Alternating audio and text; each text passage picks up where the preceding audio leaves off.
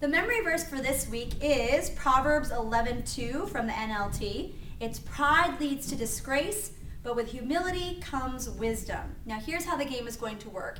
Each child is going to have a piece of the verse.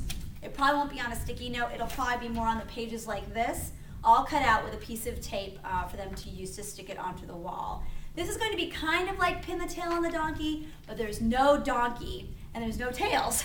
The tails are basically pieces of the memory verse. So for example, we're going to imagine this piece of paper says pride, because it's the first letter. Now on the wall, there's going to be a place marker. So if you could go ahead and look at the wall real quick.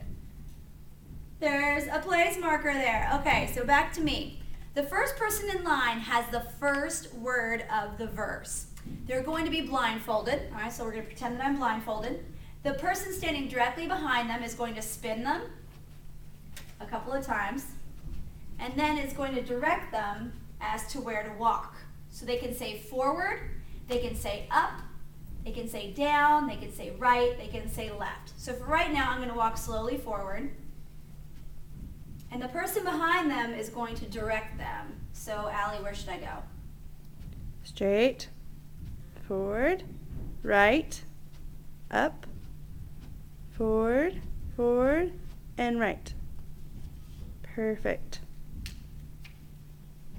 Okay, so notice even after I hit the wall, she kept directing me so that I could get that first part of the verse right after the place marker. We'll do that for everybody. So that person's done. They're going to come back. They're going to give their blindfold to the next person in line. The next person in line who has the next word of the memory verse is now going to put the blindfold on. And now the person standing behind them is going to be directing them where to go. So everyone is going to get to direct someone else except for the first person in line, unless that person has to go twice.